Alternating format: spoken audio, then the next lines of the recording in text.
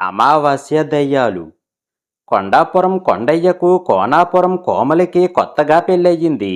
కొండయ్య తల్లిదండ్రులు అతడి చిన్నతనంలోనే పోయారు. పెంచి పెద్ద చేసిన అవ్వ కూడా అతడి పెళ్లి కళ్ళ చూడకుండానే కన్ను మూసింది. అవ్వ నుంచి తనకు సంక్రమించిన 10 ఎకరాల పొలం కౌలుకిచ్చి దాని మీద వచ్చే ఆదాయంతో సుఖంగా బతుకుతున్నాడు కొండయ్య. కోమలికి కొత్త కాపురం ఎంతో ఆనందంగా ఉన్నది. ఏ బాధరాబందీ లేదు. ఇద్దరూ అన్యోన్యంగా ఉంటున్నారు. ఇలా ఉండగా వాళ్ళ పక్కింట్లోకి కొత్తగా అద్దెకు దిగిన అలివేలు పచ్చగా ఉన్న కోమలి కాపురాన్ని చూడలేకపోయింది. ఆమె పనిగట్టుకొని మొగుడు పెళ్ళాల మధ్య తలంపులు పెట్టడం ఆరంభించింది. ఉద్యోగం సద్యోగం ఏమీ లేని నీ మొగుడు నీకు వంట పనిలో సాయపడవచ్చు కదా అనేది కట్టెలు మండక పొయ్యి రాజేయటానికి అవస్థపడుతున్న కోమలితో. తెలియకడుగుతాను, పెళ్ళయ్యి ఏడాదైనా ఇంకా ఒక కాసు బంగారమైనా కొనలేదా నీ మొగుడు? అసలు పెళ్ళం మీద ప్రేముంటే కదా అనేది ప్రతి పేరంటానికి ముత్యాల గొలుసు మాత్రం వేసుకువచ్చే కోమలితో. మీ నాన్న కట్నం ఇచ్చుకోలేక గాని నీ చక్కదనానికి ఏ పెద్ద జమీందారు సంబంధమో లేదా ఏ పిల్ల జమీందారు సంబంధమో వచ్చి ఉండేది అనేది బట్టలుతికి పిండుకుంటున్న కోమలి దగ్గరికి పనిగట్టుకుని వచ్చి. అలివేలు మాటలు వినగా వినగా తలకెక్కడంతో కోమలి చీటికి మాటికి కొండయ్యతో తగువ పెట్టుకొని అతన్ని చులకన చేస్తూ మాట్లాడేది. ఒకనాటి రాత్రి అలివేలు మాటలు గుర్తుకు వచ్చి కోమలికి చాలా సేపటి వరకు నిద్ర పట్టలేదు. కొండయ్య గట్టిగా గురక పెడుతూ నిద్రపోతున్నాడు. ఒళ్ళు మండిపోయిన కోమలి కొండయ్యను తట్టిలేపి, నువ్వు గురక ఆపుతావా లేదా నన్ను ఎక్కడికైనా పొమ్మంటావా అన్నది కోపంగా. నడిరాత్రి నిద్రలేపి భార్య తగులాడుతున్నందుకు కొండయ్య చిరాకుపడి, ఆడదానివి, చీకట్లో ఎక్కడికి వెళతావు? నేనే వెళతానులే అంటూ ఆవేశంగా ఇంట్లో నుంచి బయటకు వచ్చేశాడు. కొండయ్య భార్య గయ్యాలితనానికి చింతపడుతూ ఊరు దాటి పులిమేర దాటి దాపులనున్న అడవిలో చాలా దూరం నడిచాడు. అమావాస్య కావడంతో అడవి అంతా చిమ్మ చీకటిగా ఉన్నది. కొండయ్య తిరిగి ఊరిదారి పడదాం అనుకుంటూ ఉండగా ఒక మర్రి చెట్టు కింద దీపాల కాంతి కనిపించింది. అతడు అటు కేసి నడిచాడు. మర్రి చెట్టు కింద కాగడాల వెలుగులో 4 దెయ్యాలు ఏదో వినోద కార్యక్రమం మునిగిస్తున్నాయి. గయ్యాలి భార్య ముందు దెయ్యాల భయం దిగదుడిపి అన్న అవ్వ చెప్పిన సామెత గుర్తుకురాగా కొండయ్య ధైర్యంగా మరికొంత ముందుకు వెళ్ళాడు. అక్కడ దెయ్యాల నాయకుడు కీచుగొంతుతో, అందరూ అతి జాగ్రత్తగా వినండి. నలుగురిలో ఎదుటివారిని ఎవరు ఎక్కువగా నవ్విస్తారో వాళ్లకు ఒక అద్భుత వస్తువు బహుమతి అని అంటున్నాడు. కొద్ది క్షణాలు గడిచేంతలో ఒక దెయ్యం కీచుగొంతుతో ఏదో పాట పాడింది. మరొక దెయ్యం పొడవాటి కాళ్లను ఎగరవేస్తూ ఆడింది. ఇంకొకటి హాస్యకథ అంటూ ఏదో చెప్పడం ప్రారంభించింది. కొండయ్యకు దెయ్యాల వినోద కార్యక్రమంలో వినోదించటానికి ఏమీ కనిపించలేదు. అతడు నిద్ర ముంచుకు వస్తూ ఉండగా ఆవలిస్తూ దాపులనున్న మరొక మర్రి చెట్టును ఆనుకొని కూర్చొని నిద్రలోకి జారుకున్నాడు. ఆ వెంటనే గురక ఆరంభమయ్యింది. ఆ ధ్వనికి దెయ్యాలు ఒక త్రుటికాలం నివ్వెరపోయి చుట్టూ కలయ చూడగా గురక పెడుతున్న కొండయ్య కనిపించాడు. అవి 4 అడుగులో అడుగు వేసుకుంటూ అతన్ని సమీపించాయి. గురక పెట్టేటప్పుడు పైకి కిందికి కదిలే కొండయ్య బుర్రమీసాలు, బాణకడుపు, చివరగా వచ్చే ఈలలాంటి ధ్వని వాటిని పొట్ట చెక్కలయ్యేలా నవ్వించాయి. దెయ్యాల నవ్వులకు కొండయ్య కళ్ళు తెరిచాడు. దెయ్యాల నాయకుడు అతడితో, మేం ప్రతి అమావాస్యకు ఇక్కడ వినోద కార్యక్రమం ఏర్పాటు చేసుకుంటాము. ఈరోజు కార్యక్రమంలో గెలుపు నీదే. మమ్మల్నందరినీ వినోదపరిచావు అంటూ ఒక నల్ల టోపీని కొండయ్య తల మీద పెట్టి మిగిలిన దెయ్యాలతో మాయమయ్యాడు. ఆ సరికి కొండయ్యకు భార్య మీద కోపం తగ్గడంతో అక్కడి నుంచి బయలుదేరాడు. అతడు ఇల్లు చేరేసరికి తెల్లవార వస్తున్నది. ఆ సమయంలో కోమలి ఇంటి ముందు ముగ్గు పెడుతున్నది. ఆమె కొండయ్యను చూసి చూడనట్టు ఊరుకున్నది. కానీ రాత్రి తన మూర్ఖపు ప్రవర్తనకు మొగుడికి ఎలా క్షమాపణ చెప్పాలా అని ఆలోచిస్తూ ఉన్నది. శత్రువుల మధ్య స్నేహితుల మధ్య క్షమాపణలు చెల్లుతాయి గాని మొగుడు పెళ్ళాల మధ్య క్షమాపణలు ఏమిటి? చీచి, వెర్రిదానా అన్నాడు కొండయ్య. నా మనసులోని ఆలోచన ఈయనకెలా తెలిసిందబ్బా? అనుకుంటూ ఆశ్చర్యపోయింది కోమలి. నీ మనసులోని ఆలోచన తెలిసిపోవడం నాకు ఆశ్చర్యంగానే ఉన్నది అన్నాడు కొండయ్య. తల మీద ఆ నల్ల టోపీ ఏమిటి అసహ్యంగా అని కోమలి అనుకుంటూ ఉండటం తెలిసి కొండయ్య టోపీలాగి చేత్తో పట్టుకున్నాడు. ఇప్పుడు టోపీ తల మీద నుంచి తీశాక కొండయ్యకు పెళ్ళం మనసులోని ఆలోచన తెలియడం లేదు. అతడు దెయ్యాలు తనకు అద్భుతమైన టోపీని ఇచ్చాయని గ్రహించి ఆనందపడిపోతూ పెళ్ళానికి అడవిలో జరిగినదంతా చెప్పాడు. కోమలి కొంచెం సేపు ఆలోచించి కొండయ్యతో, చూడు, ఇటువంటి అద్భుతమైన టోపీ మనకెందుకు? రాజుగారికి కానుకగా ఇచ్చిరా. ఆయన మిత్రులెవరో శత్రువులెవరో తెలుసుకోలేని మందమతి అని చెబుతారు. ఈ టోపీ ఆయనకు ఎంతో ఉపయోగపడుతుంది అని అన్నది.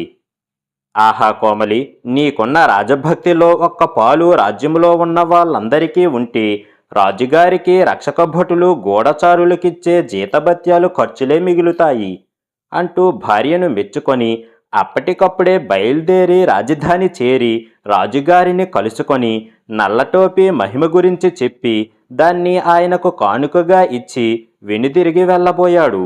రాజు కొండయ్యను ఆగమని భుజం తట్టి, హౌరా కొండయ్య, నీ రాజభక్తి అమోఘం. నీ కానుక విలువలేనిది. నా నుంచి బహుమానం తీసుకోకుండా వెళ్ళటం మంచిది కాదు అని అప్పటికప్పుడు కోశాధికారిని పిలిపించి కొండయ్యకు ఒక సంచి నిండుగా బంగారు కాసులు ఇప్పించాడు. ఇంటికి తిరిగి వచ్చిన కొండయ్య సంచిలో ఉన్న బంగారు కాసులను చాప మీద కుమ్మరించి, కోమలి, ఈ డబ్బంతా ఏం చేసుకుందాము అని అడిగాడు. దానికి కోమలి చిన్నగా నవ్వి, అప్పట్లో చెడు అనుకున్న నీ గురక మనకు మేలు చేసింది. ఇక దాని అవసరం లేదు. వ్యాపార మర్మాలెరిగిన స్నేహితులను సంప్రదించి ఏదైనా వ్యాపారం మొదలుపెట్టు. అలా ఏదో ఒక పనిలో పడితే బాణపొట్ట గురక రెండూ మటుమాయం కాగలవు అని అన్నది. కొండయ్యకు భార్య సలహా బాగా నచ్చింది. ఈ లోపల నెల క్రితం చెల్లెలి పెళ్లికని తమ ఊరు వెళ్ళిన అలివేలు తిరిగి వచ్చి కోమలి వాళ్ళ దశ తిరిగిపోవటం చూసి నిర్ఘాంతపోయింది.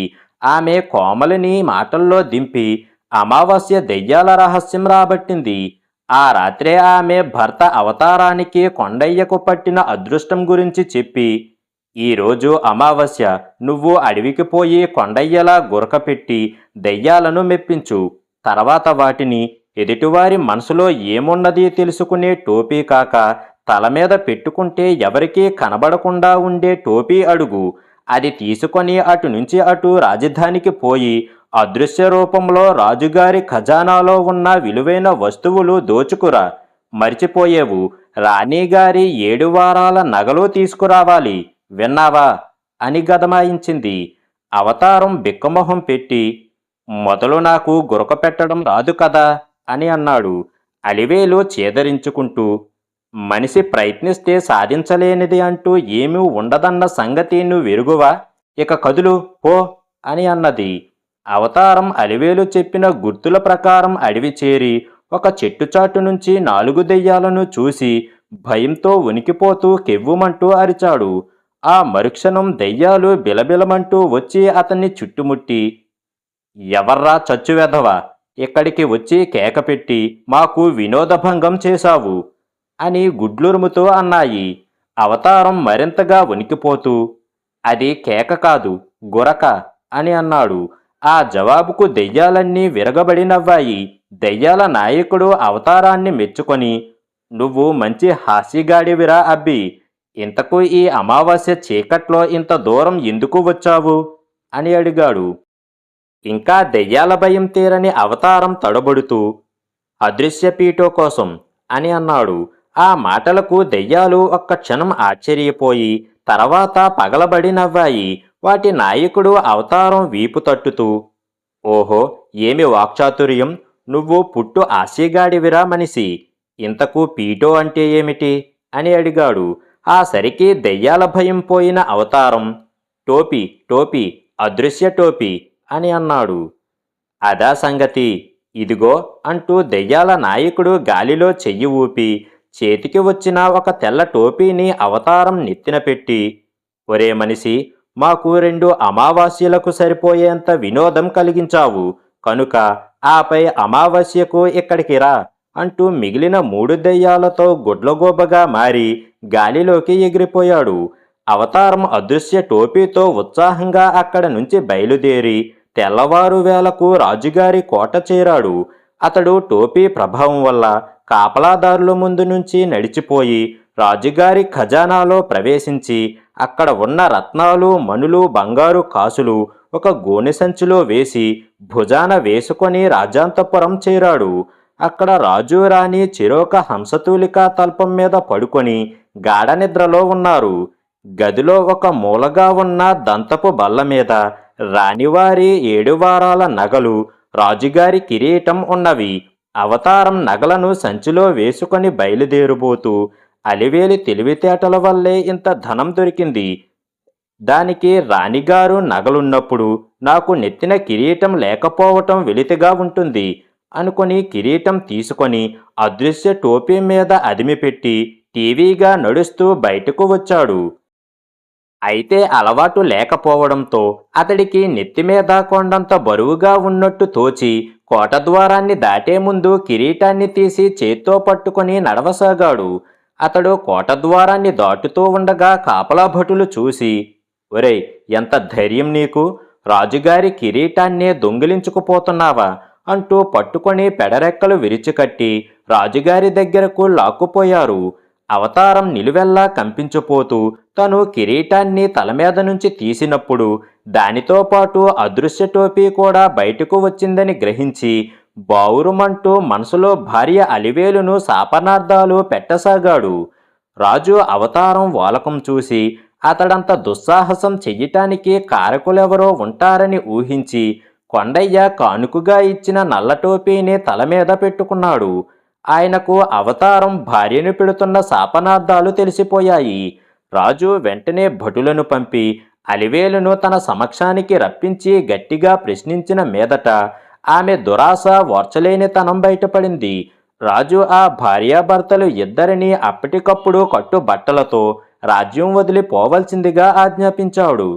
ఈ సంగతి తెలిసాక కోమలి కొండయ్యతో, ఆ అమావాస్య దెయ్యాల పుణ్యాన మన కాపురం చక్కబడింది. అలివేలు నీ మీద అవి ఇవి కల్పించి చెప్పి నా మనసు పాడు చేస్తూ ఉండేది అని అన్నది.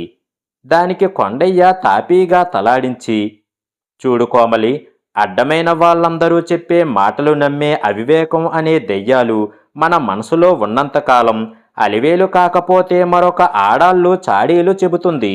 నీ జాగ్రత్తలో నువ్వుండాలి, తెలిసిందా అని అన్నాడు.